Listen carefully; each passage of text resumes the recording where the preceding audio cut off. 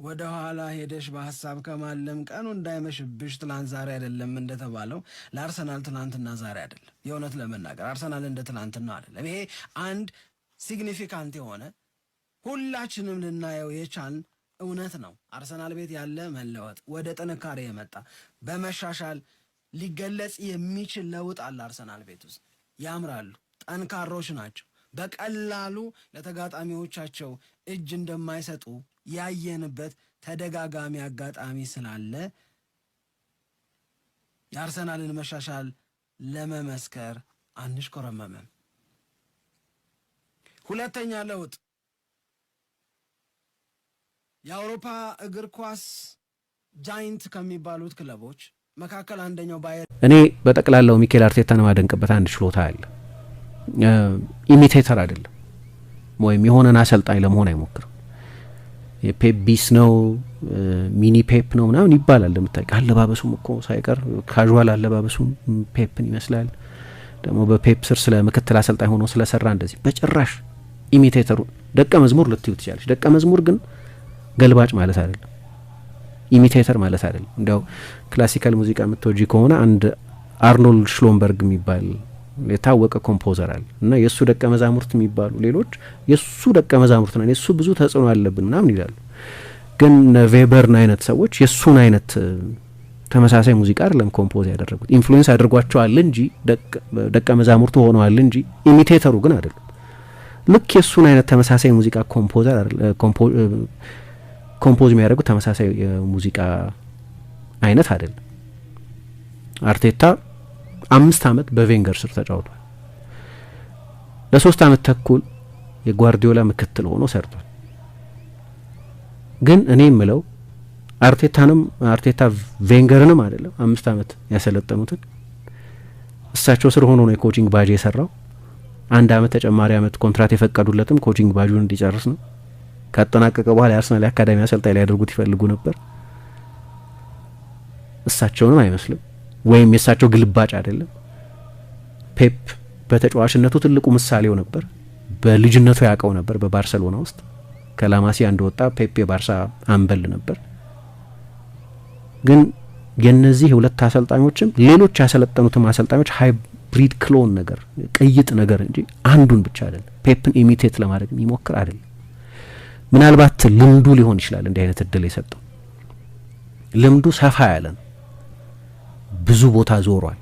አሁን አንዳንድ ጊዜ ምሳሌ የቻቪ ኤክስፒሪየንስ ምንድነው? ባርሴሎና ውስጥ የቻቪ ልምድ ልክ ነው። ወደ ቪሴል ኮቤ ሄዷል፣ ወደ ጃፓን። በቃ ለላይፍ ስታይል ሲባል የተደረገ ምርጫ ነው። ወይም መጨረሻ ላይ ወደ ዩኤኢ ሄዶ ነበር መሰለኝ፣ ወደ ዱባይ። እሱም ለገንዘብ ሲባል የተደረገ ምርጫ ነው። እንደ እግር ኳስ ግን ኢኒየስታ ቻቪ ወደ ካታር እስኪሄድ ድረስ ባርሴሎናውያን ናቸው። ልምዶቻቸው ዳይቨርሲፋይድ አይደሉም፣ ብዙ አይነት አይደሉም። በዛው ባርሴሎና ውስጥ ተጀምሮ ሞስት ያለቀ ስለሆነ አርቴታ ግን እንደዛ አይደለም። መጀመሪያ ወደ ፈረንሳይ ሄደ፣ በሉዊ ፈርናንዴዝ ስር ሰለጠነ እና እዛ ጋብሪኤል ኤንዘንም ፖቼቲኖንም ሮናልዲኞንም ኦኮቻንም አኔልካንም ምንም ከነዚህ ጋር ተጫወተ። ራሱ ከነዚህ ተጫዋቾች ጋር መጫወት ባለፈው ሳነሳ እንደነበረው ከኋላ መሰረቶች አሉ። ኤንዘና ፖቼቲኖን የመሰሉ የላቲን ግሪት ያላቸው፣ ከሱ ፊት ኢሚዲየት ፊት ደግሞ ምታተኞች አሉ፣ ሮናልዲኞና ኦኮቻ። እንደ ልምድ በጣም የሚያስደንቅ ልምድ ነው። ሉዊ ፈርናንዴዝ ራሱ በጣም የዛ ማጂክ ካርቴታ አባል የነበረ ነው። 84 የሚሼል ሂዳልጎ የፈረንሳይ ብሔራዊ ቡድን የአውሮፓ ዋንጫ የወሰደው ቡድን አባል ነው የነበረው። ከዚያ ወዴት ሄደ? ወደ ስኮትላንድ። መጀመሪያ ወደ ስኮትላንድ ነው፣ ወደ እንግሊዝ ከመምጣቱ በፊት በማን ስር ሰለጠነ? በአሌክስ ማክሊሽ ስር። እሳቸው ደግሞ ኦልድ ስኩል ብሪቲሽ አሰልጣኝ ናቸው። እሱ ደግሞ ሌላ አይነት ልምድ ነው። እንግዲህ ባርሴሎና ውስጥ ነው የጀመረው። በቀደም ከኦሊምፒያኮስ ጨዋታ በፊት ስናነሳ እንደነበረው ሆሴ ሉዊስ ሜንዲሊባር በ13 ዓመቱ አሰልጥነውታል። ባስክ ነው ልጁ። በሶሲዳድ አካዳሚ ውስጥ አድርጓል። ግን የክራይፍ ደግሞ አድናቂ ነበር። ባርሴሎና ውስጥ ጥቂት ዓመታትን ለዋናው ቡድን ባይጫወትም አሳልፏል። የቫን ሃል ቡድን ውስጥ ነበር ቢያንስ እሳቸው በሚያሰለጥኑት ቡድን ውስጥ ነበር። ስለዚህ ደግሞ ይሄ ባርሴሎና የትምህርት አለው።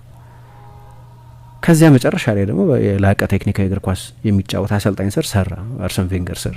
ከዛ በጓርዲዮላ ስር ደግሞ ምክትል አሰልጣኝ ሆኖ ለአሰልጣኝነት ከዚህ የተሻለ ዝግጅት ማድረግ አስቸጋሪ ነው።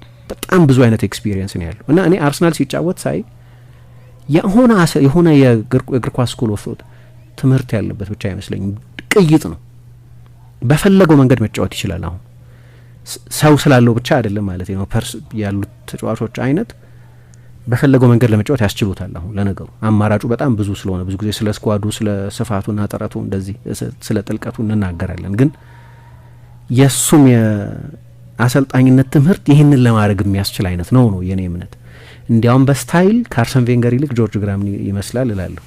እኔ ጆርጅ ግራምን አርሰናልን በዶክሜንታሪዎች ነው ያየሁት እና በድሮ ጨዋታዎች ነው ያየሁት እንጂ ያው እሳቸው ራሳቸው 95 ላይ ለቀው ሄደዋል። በብሩስ ሪዮክ በሚባሉ አሰልጣኝ ተተክተው መጨረሻ ላይ ብዙ ከሜዳ ውጪም ባሉ ስካንዳሎች ምክንያት ነው የለቀቁት። ግን የእሳቸው ቡድን ለምሳሌ ከአርቴታ ጋር በተለይ አንዳንድ ጨዋታዎች ላይ ይመሳሰላል። የእሳቸውን ቡድን ባህሪ ያለው እንግዲህ እሳቸው ቀጥተኛው ተጽዕኖ ያለበት አይመስለኝም።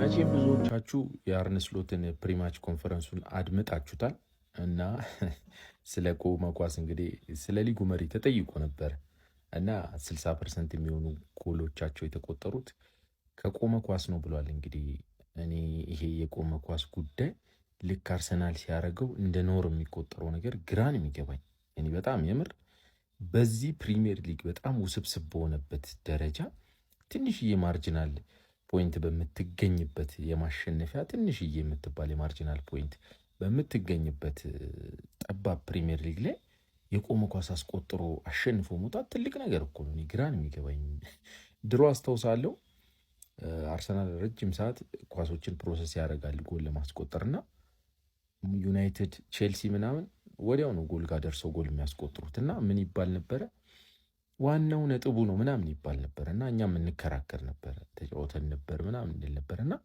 ዛሬ ላይ አርሰናል ጎል አስቆጥሮ ሲወጣ ልክ ድሮ እንደማትሉት ነገር አክት የምታደርጉት ነገር ይገርመኛል። ለምሳሌ አንድ ነገር እናንሳና የፈርጊ ታይም የሚባለው የፈርጊ ጊዜ ማንቸስተር ዩናይትድ ብዙ ጊዜ ፈርጊ ታይም ላይ የሚያስቆጥሩት ጎል ሴት ፒስ ነው። ከኮርና ወይ ኤኒዌር የሚሻማን ኳስ በቴስታ በማስቆጠር ነው ጎል ተብሎ የሚቆጠረው እና አሸንፈው የሚወጡት ፈርጊ ታይም የሚባለውን አስታውሳለሁ። ያኔንም ጎሎች ብዙ ጊዜ የሚያስቆጥራቸው ቺቻሪቶ ነበረና ምንድን ነው ቆይ አርሰናል ይህን ነገር ሲያደርገው እንደ ኖር የሚቆጠረው? ኢቨን ቼልሲ ነጋሪ ካይል የሞሪኒዮ ታይም ላይ እስከ ቅርብ ጊዜ 2011-2012 ነጋሪ ካይል፣ ጆን ቴሪ ቴስታ በጣም እያስቆጠሩ ጎል አስቆጥረው ይወጡ ነበር አሸንፈውና ዛሬ ላይ አርሰናል ሲያደርገው ምንድን ነው የእናንተ ነገር እንደዚህ ያለባችሁ? ለማንኛውም ይሄንን የኦፕታን ዊኒንግ ፕሮባቢሊቲ ታይትሉን ማለት ነው ከጀርባ ያደርጉበት ምክንያት አለ። ምክንያቱም ይሄ ሲጠናቀቅ ከብዙዎቻችሁ ጋር እናወራለን። የቆመ ኳስም አላችሁ፣ በጨዋታም አላችሁ፣ በምንም አላችሁ አይመለከተን። አሸንፈን እስከወጣን ድረስ 3 ነጥብ የኛ። ስናሸንፍ ማውራት እንችላለን። ሼር ኮፕሊንክ አድርጋችሁ አድርሱላችሁ። አርሰናል ምን ነው ይሉኛል። አርሰናል ውበቴ ነው፣ ደስታዬ ነው። አርሰናል ምን ይሰጥሃል? አርሰናል ምን ያደርግልሃል ትሉኛላችሁ። አርሰናል ምን ማያደርግልኝ ነገር አለ? እሱም በማወቄ ደስተኛ ነኝ፣ እድለኛም ጭምር ነኝ። በቃ ያለውን አንጠፍጥፎ የሚሰጥ ባለተሰጥኦ ብሎ ሚኬል አርቴታ ይገልጸዋል። አርሰናል ኳሱን ሲያጣ ለመንጠቅ የሚደረገውን እንቅስቃሴ ሌላ ሰው ባይከተለው እንኳ ብቻውን በድፍረት የሚጀምር በሜዳ ውስጥ ብዙ ጉዳዮችን ርቀቶችን የሚሸፍን እግር ኳስ ላይ እየተፈጠረ እየጎለበት የመጣ የመድፈኞቹ ምልክት መሮጥ የሚያቆመው ጨዋታው ሲጠናቀቅ ነው። ዕድሜው ገና ቢሆንም ብስለቱና እርጋታው የላቀ ነው። እሱን በየትኛውም እንቅስቃሴ ላይ አታጡትም። መሀል ላይ ከመሀል ሜዳ ተጫዋቾች ጋር፣ ከመስመር ተጫዋቾች ጋር፣ ከፊት ከሚሰልፉ አለዚያም ከተከላካዮች ጋር የኳስ ፍሰትን በአንድ ሁለት ቅብብል ለማሳመር ይተጋል። እጅግ የሚያስገርሙ የተመተሩ የተለኩ ከእግር ይልቅ ከአእምሮ የተላኩ የሚመስሉ ያለቀላቸው ኳሶችን ይፈጥራል። አርሰናል ደጋፊዎች ታዘዝኛላችሁ እንዴት? የለማ ዋንጫ ረጅም ጊዜ ተስፋ ነው። ተስፋ ባይኖር ዋንጫ ያጓጓም ነበር። አርሰናል አይበላም ያልኩት እበት ይራበኝማ ሌሌ ባልበላም ግዴለኝ ውሃማ ሌሌ ባልጠጣም ግዴለኝ አይኮራኩራኝም ቢተኛ ኳ መሬት አንቺን ካገኘሁኝ የልቤ ድማቤት አላላ ዱንቡሽ ገላ ወይ ጉዴ እንዳይፈላ ይወድሻል ልቤ አደራ ጃለላ ዱንቡሽ ገላ ወይ ጉዴ እንዳይፈላ ይወድሻል ልቤ አደራ ጃለላ።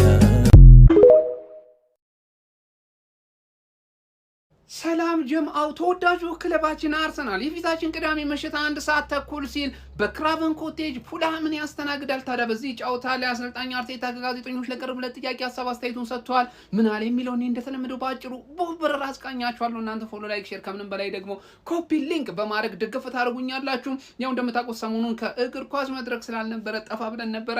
አካውንቱ ብድግ ማለት ስላለበት አካውንቴ ላይ እየገባችሁ ኮፒ ሊንክ ማድረጋችሁ እንዳትረሱ። እኔ ወደ መረጃው ላቁናላችሁ። ጀማው አስቀድሞ ለአርቴታ የቀረበለት ጥያቄ ተጫዋቾቻችን የጤንነት ሁኔታን ይመለከታል።